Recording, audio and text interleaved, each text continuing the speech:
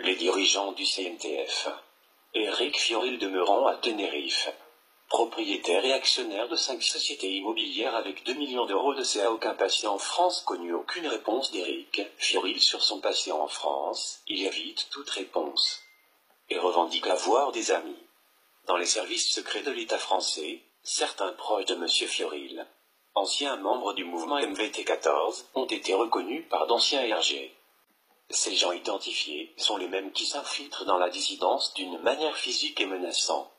D'autres dissidents sont pris pour preuve, prennent des photos et adresses de dissidents. Ils ont été publiés sur des textos envoyés aux gens menacés par ces mêmes individus. Ils font partie de l'État et sont dirigés par M. Fiorile. Car des témoignages de dissidents menacés en montrant des photos de leurs habitations. Des photographiés en vue aérienne et satellites en preuve que ces individus disposent de gros moyens pour faire peur. Preuve de l'implication de l'infiltration de Éric Fiorile. Document de la DGSI concernant la manifestation du 14 juillet. Les dissidents étaient attendus par les services de police. Cependant, le plus troublant, que certains chefs de la dissidence sont arrêtés dans des cafés hors de la manifestation. Bizarre, non?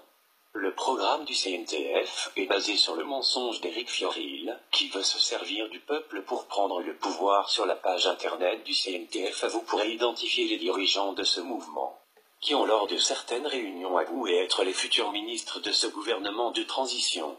Vous n'ouvrez que Éric Fiorile défendre son groupe CNTF. Aucun mot sur la toile des autres dirigeants. Pourquoi? Qui sont ces dirigeants? Futur ministre de la police M. Sébastien Jalamion, ancien policier rayé de la police pour avoir tenu des propos racistes et proches de Marine Le Pen. Il a été condamné en justice mais a fait appel. Il n'a jamais milité sur la toile pour le CNTF. Pourquoi?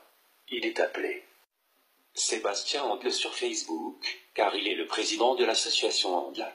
Futur ministre de la Santé.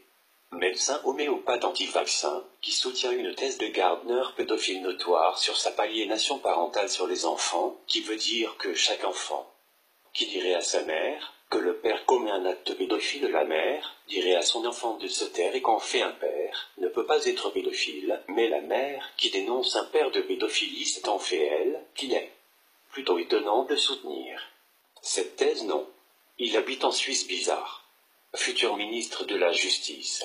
Avocat en Savoie, inscrit à aucun barreau, et condamné par le tribunal correctionnel des Albertville. Fervent défenseur de la Savoie libre. Encore bizarre. Monsieur Ergaïf Celle demeurant en Haute-Savoie. Aucune déclaration ni participation au CNTF. Bizarre. Jean-Michel Saez, propriétaire de biens en location, a écrit un article où il se plaignait des locataires qui ne payaient plus leur loyer et voulait faire tout son possible pour les expulser rapidement. Bravo pour l'amour de son peuple. Aucune déclaration de la part d'Éric Fiorile pour la création d'un gouvernement de transition a été transmise à elle. Du mensonge, il n'a jamais fourni la lettre en accusé de réception, qui a été soi-disant envoyée. Si oui, où est l'accusé de réception? Bizarre. Pourquoi demander au peuple d'affronter les forces de l'ordre le 10 juin pendant la Coupe d'Europe de football? Bizarre.